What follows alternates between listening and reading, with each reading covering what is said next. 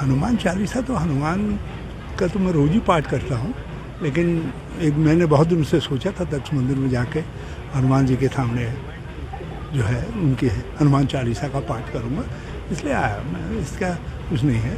और रामनवमी तो एक महान दिन है और मैं समझता हूँ किसी को भी उससे किसी की भावनाओं से ठेस लगने का सवाल ही पैदा नहीं होता है। यदि कोई लोग सुनियोजित तरीके से ऐसी कुछ हरकतें कर रहे हैं तो उनको ही इसका नुकसान उठाना। जिन्होंने पथराव किया था उनके घरों को तोड़ा जा रहा है सरकारों की तरफ, क्या वो राम भक्त हो सकते हैं? मैं इस पर, क्योंकि मुझे पूरी प्रकरण की जानकारी नहीं है, लेकिन मुझे सारी चीज़ें एक षड्यंत्र पूर्वक की गई चीज़ें लगती हैं, क्योंकि रामनवमी एक महान दिन है और इस त्यौहार को सभी लोग मनाते हैं, बहुत सभी लोग मनाते हैं और राम के प्रति सभी के मन में श्रद्धा है।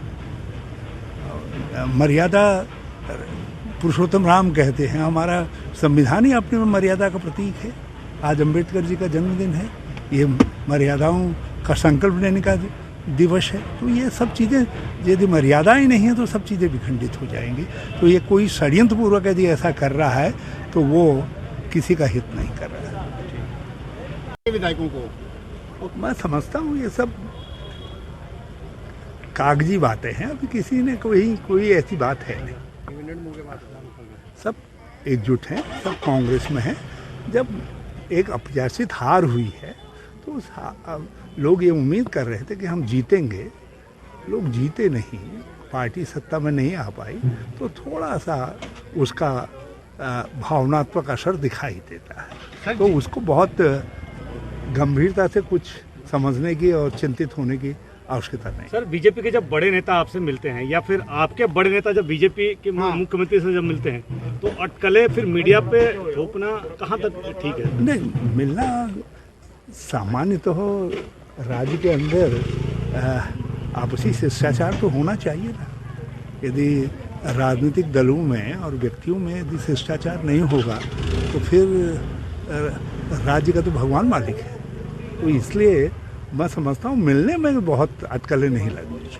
विधायकों को कांग्रेस के विधायक अगर क्या सलाह देंगे? आप तो बुजुर्ग हैं, कांग्रेस के विधायक भी सीट छोड़ने को तैयार हैं। कोई बात मेरे सामने ऐसी आई नहीं है, इसलिए मैं जो बात मेरे सामने आई नहीं है मैं उस पर कोई टिप्पणी नहीं करना चाहूँगा। सर, पूरी पार्टी हरीश रावत पे हमलावर क्यों है, क्या वजह मानते हैं इसके? हरीश रावत जी कहाँ? अरे एक बात बताओ, जब मुझको देखते हैं लोग और मैं पार्टी के लिए जीत नहीं ला पाया तो मुझ पर हमला नहीं करेंगे तो किस पर हमला करेंगे? किससे पूछेंगे सवाल?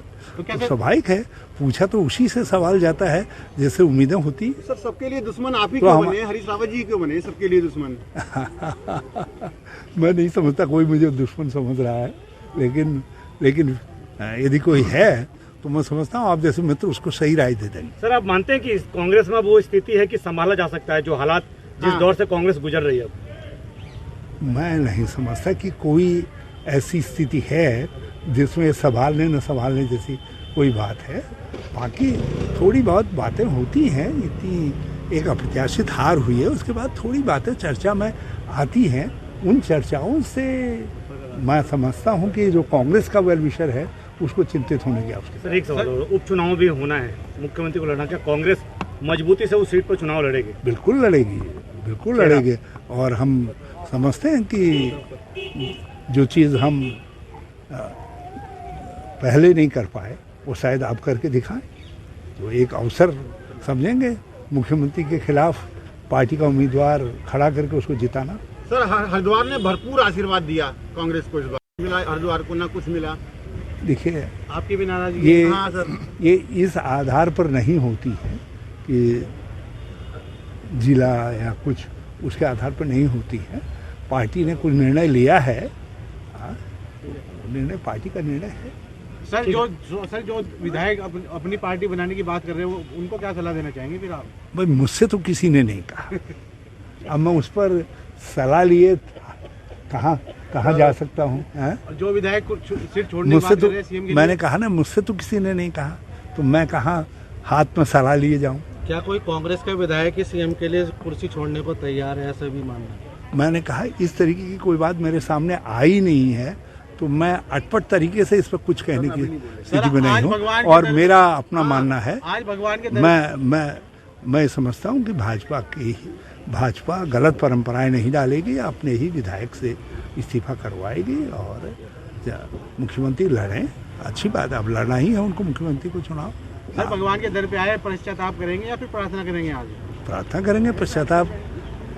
पश्चाताप तो जीवन में हर क्षण करना पड़ता है। यदि कहीं पे कुछ कमी रह गई तो उसको दूर करने के लिए हर क्षण जिसको आप प्रयास करते हैं वो पश्चाताप अपनी अपनी समझ हो सकती है। किसी की नज़रों में प्रयास हो सकता है, किसी की नज़र में पश्चाताप हो सकता है। तो भगवान को स्मरण करना अपने आप में मैं समझता हूँ आपके लिए भी कल्याणकारी है और सबके लिए कल्याणकारी है। नमस्कार, मैं हूं मानक गुप्ता। अगर आपको हमारा ये वीडियो पसंद आया हो तो इसे लाइक और शेयर जरूर करें और हाँ, हमें सब्सक्राइब और फॉलो करना ना भूलें ताकि आप देश और दुनिया की कोई खबर मिस ना करें। तो जुड़े रहिए हमारे साथ और देखते रहिए News 24।